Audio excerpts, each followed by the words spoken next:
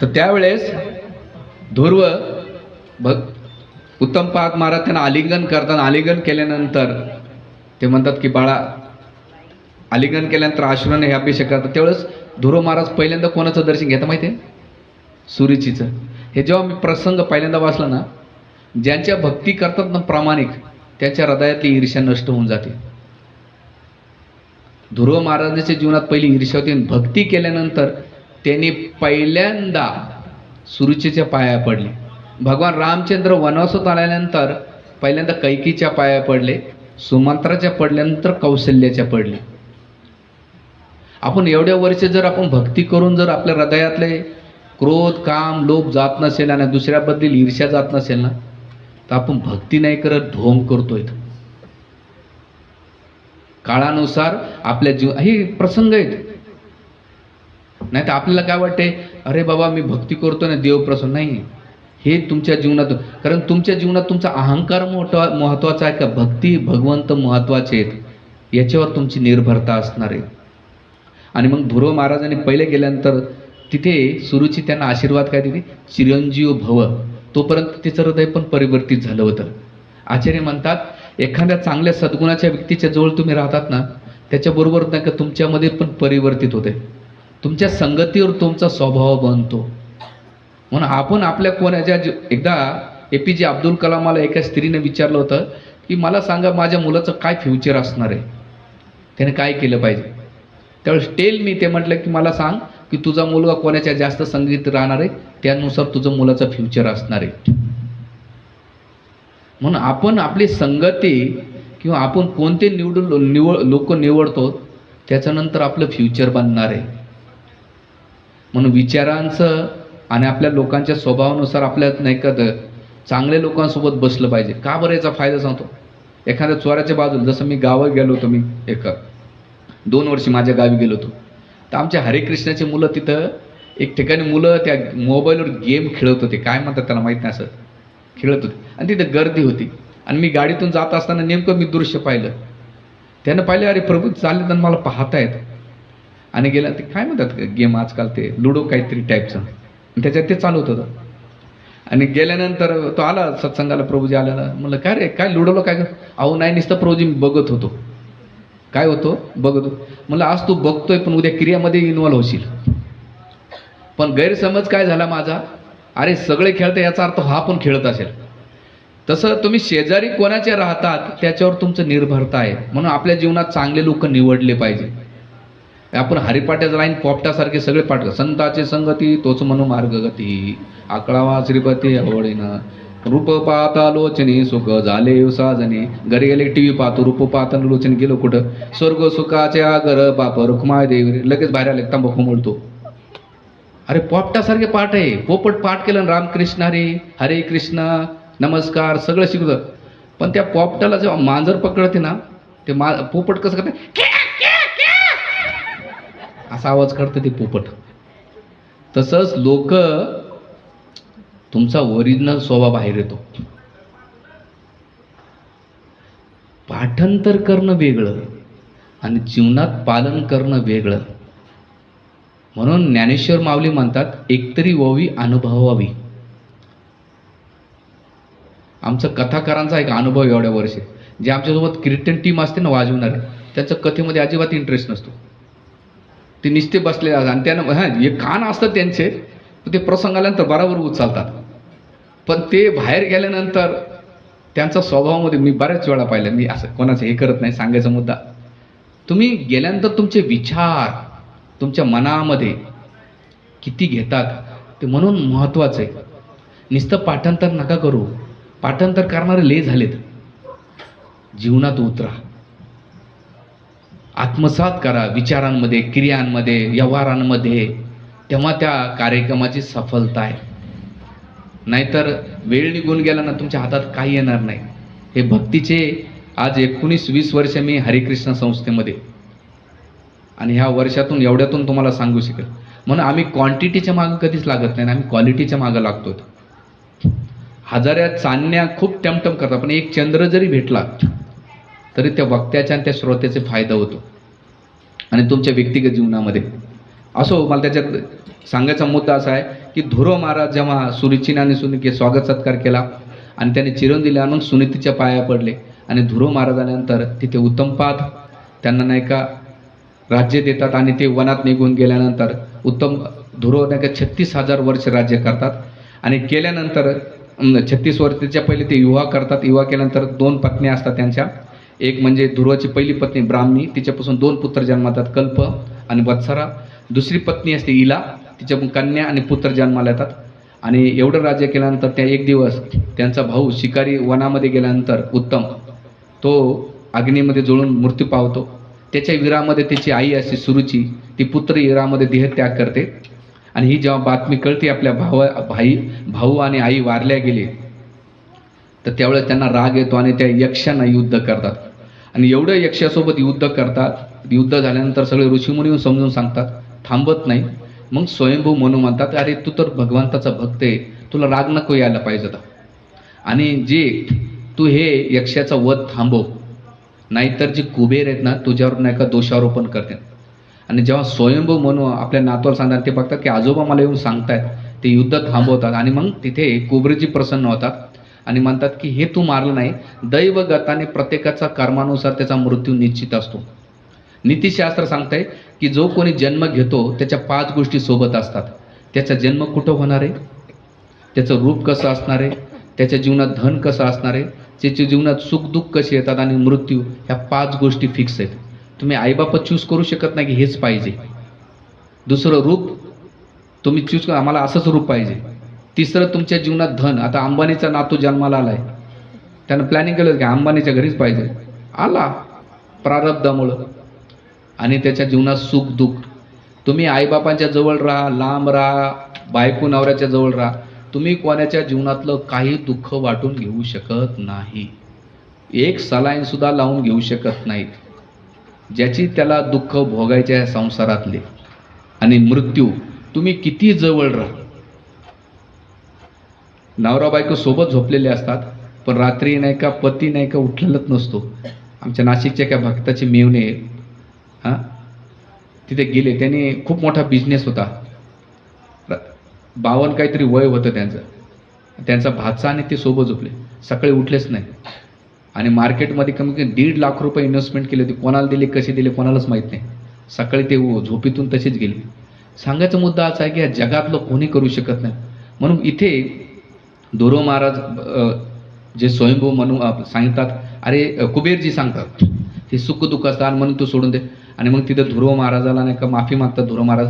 आणि यक्ष म्हणतात काही वरदान मागते, म्हणतात एकच वरदान द्या, मला माझे चित्त भगवंताच्या चरणी राहो. आणि अशा वेळेस त्यांनी 36,000 वर्ष राज्य केल्यानंतर शेवटी ते भगवंताला जेव्हा वैकुंठात जायचं असेल तर वैकुंठ विमान येते. हरिद्वारमध्ये जातात, त्यांचे पुत्राला राज्य देतात, हरिद्वारमध्ये जातात सरस्वती नदीच्या काठावर. आणि गेल्यानंतर तिथे वैकुंठ विमान येते, नंद आणि सुनंद येतात. तर तिथे ते साधना करतात, धारणा करतात आणि जेवढे काही भक्त असतात त्यांचा आशीर्वाद घेतात. म्हणतात की आशीर्वाद द्या, माझ्याकडून काही चुका झाल्या असेल मला माफ करा.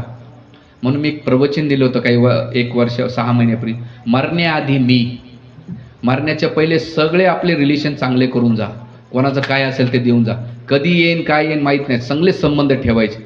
तसं ध्रुव महाराजांनी प्रत्येकाची माफी मागितली. तुकाराम महाराज म्हणतात की मी जातोय पण तुमच्या पाया पडतो, विनवतो तुम्हाला की तुमच्या पायावर मला आशीर्वाद द्या, मी चाललोय, आम्ही जातो आमच्या गावा, आमचा राम राम घ्यावा. म्हणजे याचा अर्थ काय, वैकुंठात जरी जात असाल तुम्ही पण तिथले संबंध चांगले करून जात आहेत, हे चांगले फॉर्म्युला आहेत. आणि अशा वेळेस ध्रुव महाराज जेव्हा जातात तर साक्षात मृत्यूदेवता आली, त्यांच्या डोक्यावर पाय ठेवला आणि त्या वैकुंठ विमान बसल्यानंतर जसं वैकुंठ विमान चाललं तर त्यांच्या मनामध्ये एक विचार आला. काय विचार आला, अरे ज्या आईनं मला भगवत भक्तीत लावलं, ज्या भक्तीमध्ये मला मार्ग दाखवलं, तिच्या विना मी वैकुंठात एकटा कसं जाऊ शकेल. त्यावेळेस नंद सुनंदन त्यांची मनोभावना जाणली आणि जाणल्यानंतर तिथून नंद सुनंद म्हणतात की तुम्ही काळजी करू नका ध्रुव महाराज, तुमच्या पहिले तुमच्या आईचं वैकुंठ विमान चाललेलं आहे. त्यावेळेस ध्रुव महाराजाला कुठं शांतता वाटली. शिलप्रभुपाद तात्पर्यामध्ये लिहितात की मी एवढा जगभरात प्रचार केलेला आहे आणि जगभरात प्रचार केल्यानंतर एखादा जरी माझा शिष्य शुद्ध भक्त झाल्यानं तो वैकुंठात जात असेल तर त्याच्याबरोबर माझं पण तिकीट लागेल. त्याच्यामुळं आचार्य म्हणतात की तुमच्या घरामध्ये ज्यांनी भगवत भक्तीला लावलं तर तो भक्त जर झाला तर त्याच्याबरोबर तुमचं पण वैकुंठ इमान असतं. म्हणून ध्यानात ठेवा की भगवत भक्तीचे संबंध आहेत ना ह्या संसारामध्ये पण आहेत, आणि जेव्हा तुम्ही संसार सोडतात ना ते संबंध वैकुंठात पण राहतात. ह्या जगातले संबंध आहेत ना, जोपर्यंत शरीर आहे तोपर्यंत संबंध राहतात. शरीर संपलं रे संपलं की तुमचे संबंध नष्ट होऊन जातात. काळानुसार आजी आजोबा, पणजोबा, आई वडील, बहीण भावंड, नाते गोते, पत्नी, मामा मावशी, काका काकू, तावा, जेवढे चुलते माळते सगळे काळानुसार निघून जातात. तुम्ही किती रडले, किती पडले, रेल्वेच्या प्रवासामध्ये जो प्रवास करतात, ज्याचं स्टेशन आलं उतरून जातात, पुन्हा तो प्रवासी भेटेलच असं नाही. तसं आपला संसाररूपी ट्रेन आहे, ज्याचा काळ आला तो उतरून जातो. कोणी 25 वर्षे, कोणी 50 वर्षे, कोणी 60 वर्षे, कोणी 70 वर्षे, हे सगळे प्रवासी आहेत आपण. पण भगवत भक्ती जर तुम्ही करता तर तुमचे संबंध इथे पण राहतील आणि ते संबंध वैकुंठात राहतील. म्हणून भक्तीचं महत्त्व आहे. आणि दुसरी गोष्ट आहे की भक्ती जर एकाने केली त्याचा लाभ सगळ्या परिवारांना होतात. मी त्या दिवशी बसता बसता सांगितलं की आर्मीत एखादा जर व्यक्ती असेल ना, कॅन्टीनचे लाभ सगळे घेतात. मावशी घेते, काका घेतात, ताऊ घेतात, सगळेच घेतात. पण तेच घरात एखादा चोर झाला ना तर अख्ख्या घराला उचलून नेतात. आहे ना अनुभव, बिचारांचा काही दोष नसतो. तसं तुम्ही दोन्ही निगेटिव्ह, पॉझिटिव्ह आणि निगेटिव्ह उदाहरण जरी पाहिलं भक्तीमध्ये तर लागू होतंय. तुमच्या घरातला एक जरी भक्त गेला तर त्याचा फायदा तुम्हाला होतो. आणि आर्मीत सारखं उदाहरण म्हणून हे सांगायचं म्हणजे आपल्या घरातल्या व्यक्तींना भक्त बनवा आणि ते संबंध इथे पण ठेवा आणि वैकुंठ ठेवा. आणि मग सुखदेव गोस्वामी राजा परिषदेला म्हणतात, ही जर कोणी श्रवण केली कथा त्याच्या जीवनातले पाप नष्ट होतात, त्याची वृत्ती बदलून जाते आणि शेवटी त्याला पुण्य प्राप्त होऊन वैकुंठ धामाची प्राप्ती करतात. गोपाल कृष्ण भगवान की जय. आणि इथून गेल्यानंतर ध्रुव महाराज गमन करतात आणि तिथे त्याच वंशावळीमध्ये 5व्या वंशावळीमध्ये अंग महाराज येतात. त्यांचा पुत्र असतो तो भगवंताचा, अंग जे असतात ते भगवंताचे अनन्य भक्त असतात. आणि त्याच्या पोटी येतो वेन. आणि वेन त्याची पण खूप विस्तृत कथा आहे. पण हा वेन अतिशय विचित्र असतो. लहानपणी सगळ्याला मारतो, सगळ्यांचा मर्डर करून टाकतो, पशुपक्ष्यांना मारून टाकतो, अतिशय सगळ्यांना दहशत मारून टाकतो. त्यावेळेस अंग महाराज त्याला सुधारण्याचा खूप प्रयत्न करतात. तर त्यावेळेस सुखदेव गोस्वामी राजा परीक्षित प्रश्न विचारतात की अंग राजा भगवंताचे भक्त आहेत आणि त्यांनी यज्ञ करून त्या पायसमद्वारे वेनला जन्म दिला, तरी असा पुत्र का जन्माला आलाय? त्यावेळेस सुखदेव गोस्वामी म्हणतात, 2 ठिकाणी उदाहरण देतात. ते म्हणतात की जेव्हा मुलगा जन्माला तो आईचे गुण घेऊन येतो, मुलगी बापाचे गुण घेऊन येतात, आणि हा जो वेन आहे ते आजोबाचे गुण घेऊन, कारण आजोबा याची मृत्यू देवता आहे. मृत्यू देवता असल्यामुळं आईचे आणि आजोबाचे गुण नाही का याच्यामध्ये आल्यामुळं बाप जरी भगवत भक्त जरी असला पण ते आजोबाचे आणि आईचे गुण असल्यामुळं तो असा व्यवहार करतोय. म्हणून घरामध्ये कोणी असं जर विचित्र वागत असेल तर हिस्ट्रीकडे जायचं, भांडण नाही करायचे बरं, नाही तर मग अरे तुझ्यामुळंच असं जन्माला आला असं नाही. ते शास्त्र सांगतं की अशा गेलं पाहिजे. आणि मग तिथून ते खूप वैताग आणि त्याला दंड देण्याचा प्रयत्न करतात. पण त्यांनी पाहिलं, काय पाहिलं की आता हे मुलगा सुधारण्याच्या परिणाम आहे, म्हणून रातोरात त्यांनी काय केलं, राज्य त्याग करतात आणि वनात निघून जातात. तिथं श्रीधर स्वामी टीकेमध्ये म्हणतात की भगवंताच्या भक्ताच्या जीवनात असे प्रसंग काय येतात, त्याचं कारण असं की एखाद्याच्या जीवनात बायको किंवा मुलगा असं भेटलं, याचा अर्थ भगवंताची कृपा आहे. संसारापासून त्याला आता विरक्ती येईल आणि भगवंताकडे जाईल. म्हणून त्याच्या जीवनात भानकुदळ बायको, भानकुदळ नवरा किंवा भानकुळ मुलगा भेटू शकतो. त्याला ह्या जगातलं वैराग्य निर्माण करते. म्हणून दुसऱ्या तिसऱ्या दिवशी मी प्रवचनामध्ये नारळाचं उदाहरण दिलं होतं, तुमच्या लक्षात आहे की नाही? जोपर्यंत वल असतं तोपर्यंत ठीक आहे, पण करवंटीकडे सुकत सोडलं पाहिजे. तसंच आपल्या जीवनामध्ये कोणतरी खावण्या, उलटणे किंवा मुसळ घेऊन बसलेले, त्याच्या पहिले सोडा, रिमूव्ह करा लाईफमध्ये.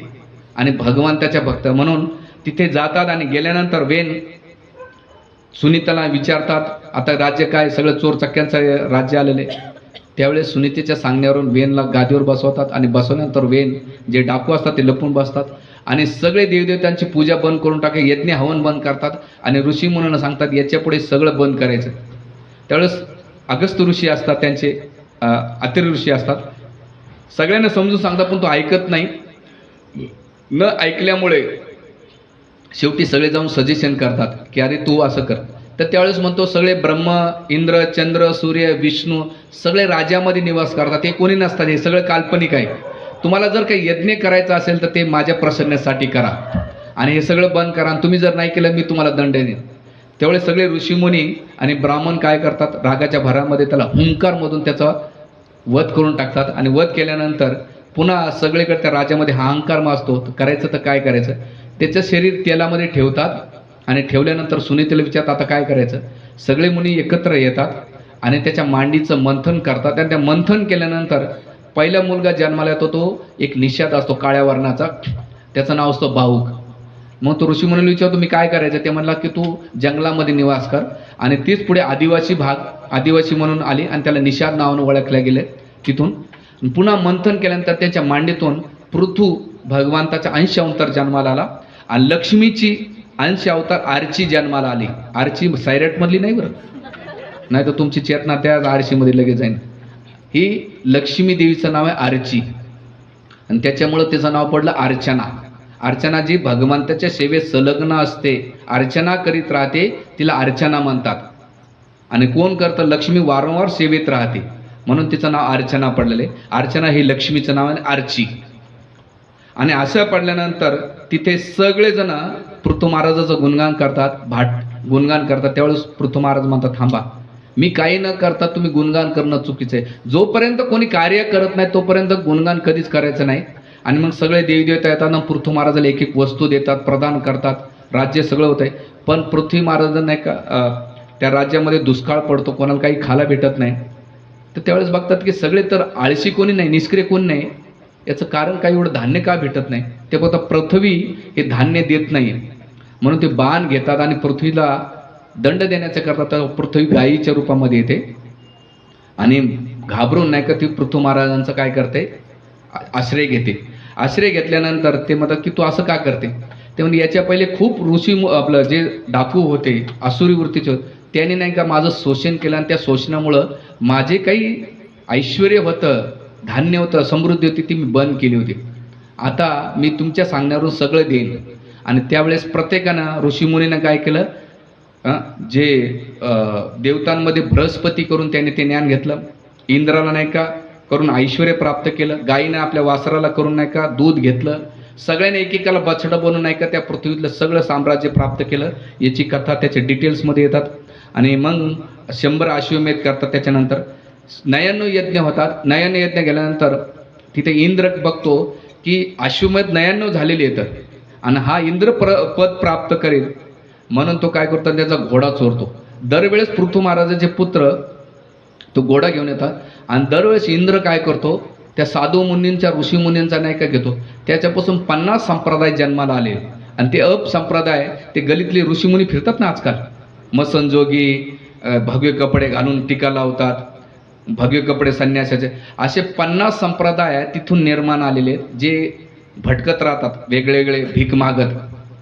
तर ते इंद्राने सुरुवात केलेली परंपरा आहे. आणि श्रीधर स्वामी म्हणतात कलियुगामध्ये गलोगली साधू संत जे संन्यासाच्या रूपामध्ये भीक मागत फिरतात ते इंद्राच्या प्रवृत्तीमध्ये. आणि बघितलं गावाच्या बाहेर बसतात ते कुठं, असे बऱ्याच कॅटेगरी त्याचं पण एक लिस्ट देतात ते. त्याच्या मला वेळ नाही त्याच्यामुळं. आणि हे दिले